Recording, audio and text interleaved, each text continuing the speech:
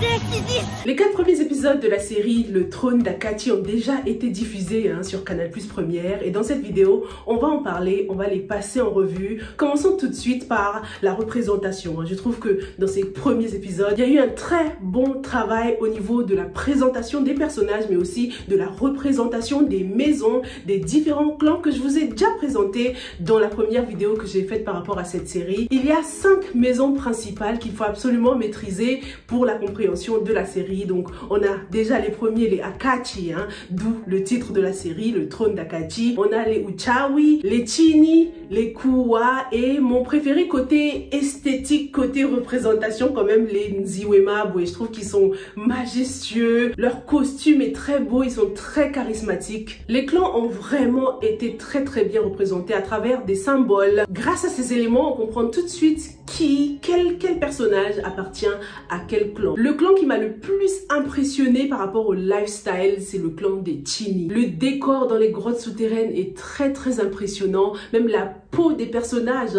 on voyait bien la différence entre les personnes âgées qui n'ont pas vu le soleil depuis longtemps et les personnages qui sont un peu plus jeunes. Lorsque les Chini se transformaient en Yengaru, mais c'était incroyable.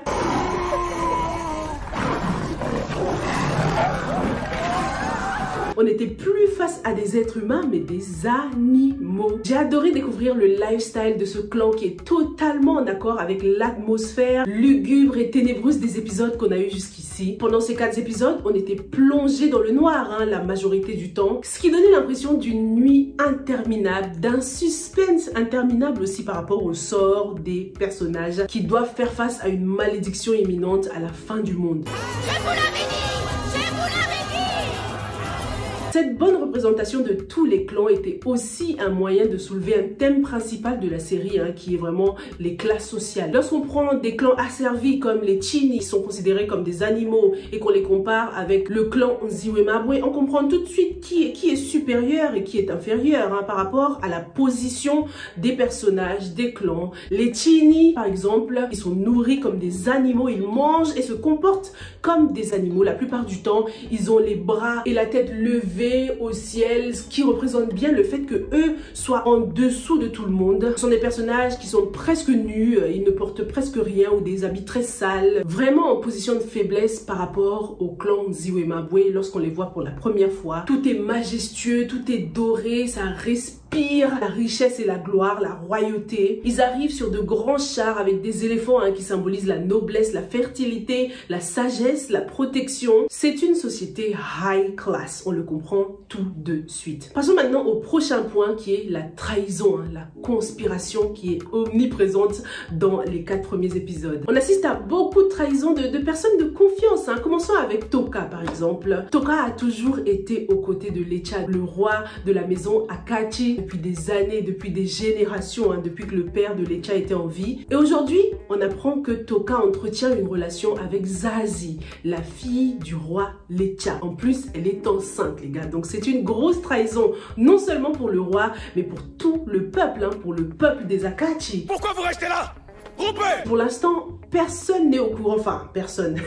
Malheureusement, Asili, la reine des Uchawi, est au courant et elle va sûrement s'en servir. On se doute qu'elle va se servir de cette info pour arriver à ses fins parce qu'elle est très stratège celle-là, mais on va revenir sur elle un peu plus tard. Zazie entretient donc une relation avec un homme qui pourrait être son père. Et c'est ce qui est assez intéressant avec leur relation parce que en 4 épisodes, on se rend compte qu'on n'a pas vu Zazie une seule fois parler, converser, voir son père, à part lorsqu'elle était bébé, lorsqu'elle venait de naître. Aujourd'hui, elle a 18 ans et on se rend compte qu'elle n'est pas du tout proche de son père qui a déjà tenté de la tuer à plusieurs reprises à cause des manipulations de Asili. On sent une tension entre père et fille et c'est ce qui pourrait peut-être expliquer le fait que Zazie se soit trouvé une figure paternelle en Toka. On imagine que leur relation a d'abord commencé comme ça.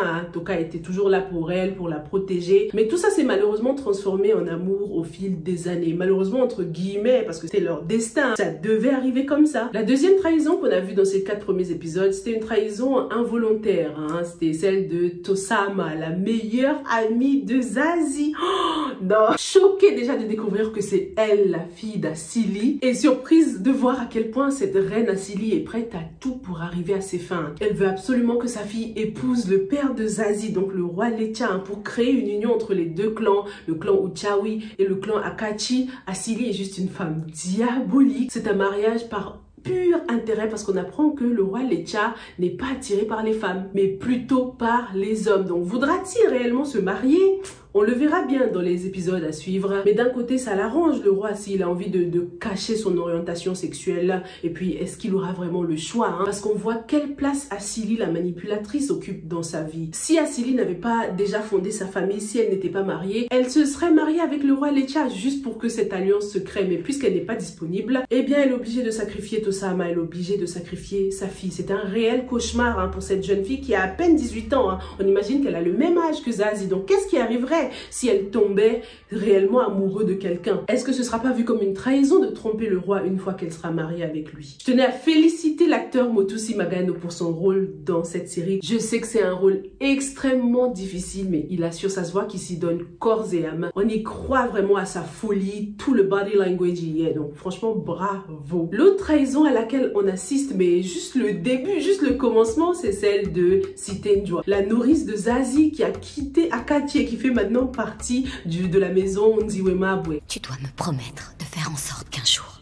l'enfant que je porte apprenne la vérité. Tu prendras soin de mon enfant parce que j'ai confiance en toi. Non. Cette femme, elle sera un peu comme une figure maternelle pour Zazie en l'absence de sa mère. En plus, elle avait promis à la mère de Zazie de s'occuper d'elle, de la protéger. Ça me fait passer à mon prochain point qui est le Women Empowerment dans la série. Sitenjwa nous fait un comeback épique lorsqu'on pense à la façon dont elle a quitté Akachi. Elle a essayé de tuer le roi. Comment elle a frôlé la mort. On devine qu'elle n'est pas là pour blaguer. Elle est là pour se venger. Ça, c'est clair et net. J'ai trop aimé son charisme et j'ai hâte de découvrir toute l'histoire derrière elle et Toka, parce qu'ils ont eu un enfant ensemble. Qu'est devenu cet enfant? Comment est-ce que cette femme s'est retrouvée déjà chez les Nziwemabwe? Parce qu'on change pas de clan aussi facilement. Les intrus, ça se reconnaît quand même. Donc, est-ce qu'elle est sûre que personne ne l'a démasquée chez les Nziwemabwe? Quelle sera sa réaction lorsqu'elle va découvrir que Toka, son ex, est maintenant en couple avec Zazie? Et Zazie, sa protégée, est enceinte de lui. Toujours dans le Women Empowerment, on a découvert la courageuse Buruti du clan des Chini, Yengaru. Elle est aussi rebelle que Zazie. Zazie apparaît souvent dans les rêves de Buruti. Donc il y a une certaine connexion.